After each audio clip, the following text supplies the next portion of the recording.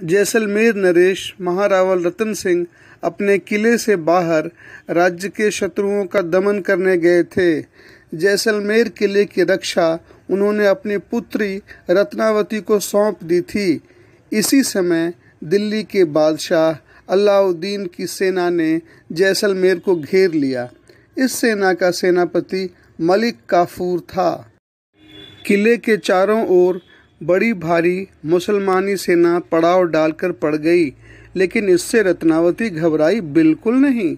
वह वीर सैनिक का वेश पहने, तलवार बांधे, धनुष बाण चढ़ाए घोड़े पर बैठी किले की बुर्जों पर और दूसरे सब आवश्यक स्थानों पर घूमती और सेना का संचालन करती। उसकी चतुरता और फुर्ती के कारण मुसलमान सेना ने जब जब किले पर आक्रमण करना चाहा, तब तब उस मुसलमानी सेना को अपने बहुत से वीर खोकर पीछे हट जाना पड़ा।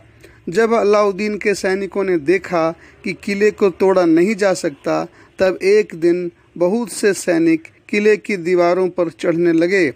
रत्नावती ने पहले तो अपनी रक्षक सैनिक हटा लिए और उन्हें अच्छी तरह से चढ़ने दिया, पर जब वे दीवार पर ऊपर तक चढ़ आए, तब उसने उनके ऊपर पत्थर बरसाने और गरम तेल डालने की आज्ञा दे दी।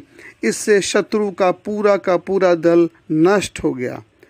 एक बार एक मुसलमान सैनिक छिप करके रात में किले पर चढ़ने लगा, लेकिन रत्नावती इतनी सावधान रहती थी कि उसने उस सैनिक को देख लिया। उस मुसलमान ने पहले तो यह बात कह के धोखा देना चाहा कि मैं तुम्हारे पिता का संदेश लाया हूँ। पहले तो उस मुसलमान सैनिक ने यह कहकर धोखा देना चाहा कि मैं तुम्हारे पिता का संदेश लेकर के आया हूँ, किंतु राजकुमारी रत्नावती को धोखा देना सरल नहीं था। उसने उस शत्रु सैनिक को बाणों से बींध दिया। सेनापति मलिक काफूर ने देखा कि वीरता से जैसलमेर का किला जीतना कठिन है। तब उसने बूढ़े द्वारपाल को सोने की ईंटें दी कि वह रात को किले का फाटक खोल दे। लेकिन सच्चे राजपूत लोभ में आकर विश्वासघात नहीं करते। द्वारपाल ने रत्नावती को यह बात बतला दी। रत्नावती ने भी देखा कि शत्रु को पकड़ने का बहुत अच्छा अवसर है। उसने द्वारपाल को रात में किले का दरवाज़ा खोल देने के लिए कह दिया।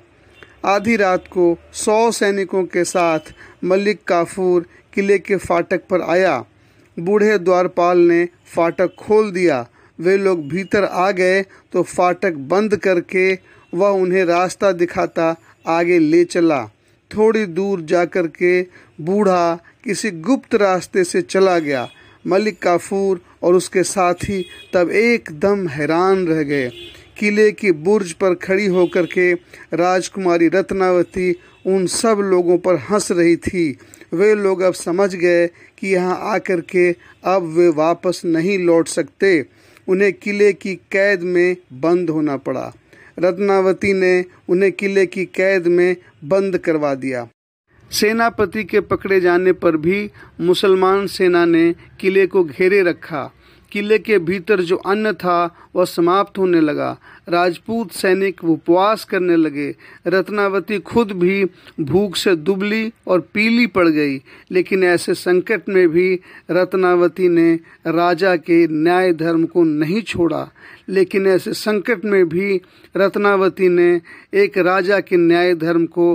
छोड़ा। अपने यहाँ जेल में पड़े शत्रु को पीड़ा नहीं देनी चाहिए, यही अच्छे राजा का धर्म है। रत्नावती अपने सैनिकों को रोज एक मुट्ठी अन्न देती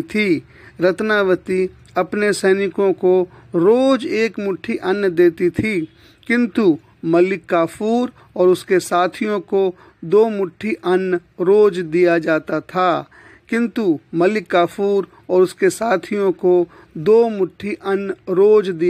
था। अलाउद्दीन को जब पता लगा कि जैसलमेर के किले में उसका सेनापति कैद है और किला जीता जाए इसकी आशा नहीं है, तो उसने महारावल रतन सिंह जी के पास संधि का प्रस्ताव भेज दिया। रत्नावती ने देखा कि एक दिन किले के चारों ओर की मुसलमान सेनाएं अपना तंबू डेरा उखाड़ रही हैं और उसके पिता अपने सैनिकों के साथ चले आ रहे हैं। मलिक काफूर जब किले की जेल से छोड़ा गया तो उसने कहा, राजकुमारी साधारण लड़की नहीं है, राजकुमारी साधारण लड़की नहीं है, वे वीर तो हैं ही, वे वीर तो हैं ही, देवी भी हैं, वे वीर तो हैं ही, वो देवी भी हैं। उन्होंने खुद भूखी रह करके हम लोगों का पालन किया है, उन्होंने खुद भूखी रह करके हम लोगों का पालन किया है। वे तो पूजा करने योग्य हैं, वे तो पूजा करने योग्य हैं, वे तो पूजा करने योग्य हैं। ऐसी थी हमारे भारत देश की वीर बेटियां, ऐसी थी हमारे देश भारत की वीर बेटियां। आप सभी सुनने वाले विद्वान हैं, आप सभी इन कहानियों को जानते हैं, तब भी मैं ये कहानी क्यों सुना रहा हूँ? कहानी सुनाने का मकसद क्या है? आइए अब मकसद समझें। पहला, हम सबको अपने बहादुर बेटियों की कहानियां जानना चाहिए, क्योंकि देश में गिरते हुए संस्कार को बेटियां बेटों से ज़्यादा बेहतर तरीके से बचाने का काम कर सकती हैं। दूसरा, समाज ने बेटियों के पैरों में बेड़ियां डाल रखी हैं, इसलिए इन बेड़ियों को काटने के लिए बेटियों को खुद ही बहादुर बनना होगा।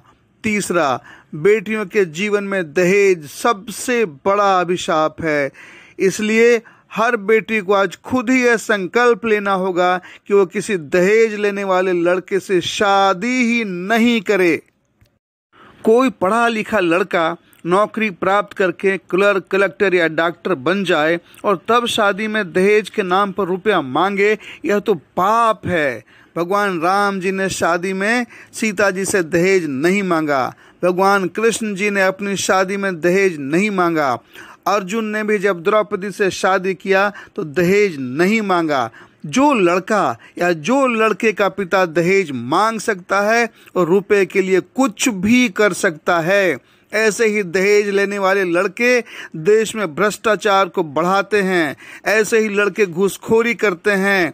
जरा बात को समझें, जो अपनी पत्नी से दहेज ले सकता है वो मौका मिलने पर क्या अपने देश को नहीं बेच सकता? इसलिए हर गांव, हर ब्लॉक, हर जिले में जितने भी स्कूल कॉलेज हैं वहां दहेज विरोधी मासिक संकल्प सभा होनी चाहिए, जो लड़कियां खुद संभालें।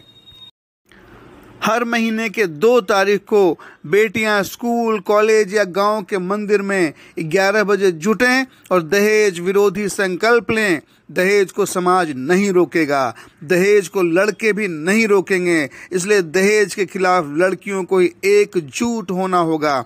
इस तरह एकजुट होकर अगर एक गांव या एक ब्लॉक की लड़कियां दहेज वाली शादी से मना कर दें, तब दहेज का मुकाबला किया जा सकता है। अगर 2 या 3 साल भी लड़कियां दहेज वाली शादी नहीं करें तब समाज बदल सकता है। यही करना होगा, उपाय कोई और है नहीं। एक और दुखद बात है और वो यह है कि समाज में बलात्कार की घटनाएं बढ़ रही हैं, इसलिए खुद बेटियों को मुकाबला करने के लिए मजबूत होना पड़ेगा। ध्यान से सुने, जैसे हमारे मंदिर होते हैं वैसे ही सिख लोग अपने मंदिर को गुरुद्वारा कहते हैं। गुरुद्वारा का मतलब होता है गुरु का द्वार, यानी गुरु का दरवाजा। दूसरी बात यह समझने की है कि गुरुद्वारा में गुरु नहीं होते, वहां पर ग्रंथ को ही गुरु माना जाता है, इसलिए उसे गुरु ग्रंथ साहब कहते हैं। इसी गुरु ग्रंथ साहब का वहां पाठ होता है। अब समझिए, हमारे मंदिरों में ग्रंथ नहीं होता और रोजाना कोई पाठ भी नहीं होता, तब आप ही बताएं, जिस मंदिर में गुरु नहीं हो, जिस मंदिर में ग्रंथ नहीं हो, जिस मंदिर में ग्रंथ का पाठ नहीं हो, उस मंदिर से कल्याण कैसे होगा? उस मंदिर से कल्याण कैसे होगा? इसलिए अब बेटियों को भी पुरुषों की तरह मंदिर में बराबरी की भागीदारी करनी ही चाहिए। बेटियों के मदद के बिना अब गांव के मंदिरों से संस्कार गायब हो रहा है। इसलिए मंदिर में रोज सवेरे आधे घंटे बेटियों को ही प्रवचन करना चाहिए या ग्रंथ का पाठ करना चाहिए। ग्रंथ के रूप में रामायण, गीता इत्यादि का पाठ कर सकते हैं। दूसरी बात, हर गांव में महावीर मंदिर जरूर होता है। सभी लोग महावीर जी के भक्त भी होते हैं, पर इन भक्तों में कोई वीर नहीं बनना चाहता, कोई पहलवान नहीं बनना चाहता। पहले तो लोग पहलवान बनते थे, पर आजकल लोग पहलवानी से एकदम दूर हो चुके हैं। इसलिए हर महावीर मंदिर के साथ अखाड़ा होना जरूरी है। इसलिए हर महावीर मंदिर के साथ अखाड़ा होना जरूरी है। जैसे वीरता के बिना महावीर जी की भक्ति पूरी नहीं होती। फिर से सुने, जैसे वीरता के बिना महावीर जी की भक्ति पूरी नहीं होती, उसी तरह बिना अखाड़ा महावीर मंदिर भी पूरे नहीं, अधूरे ही हैं।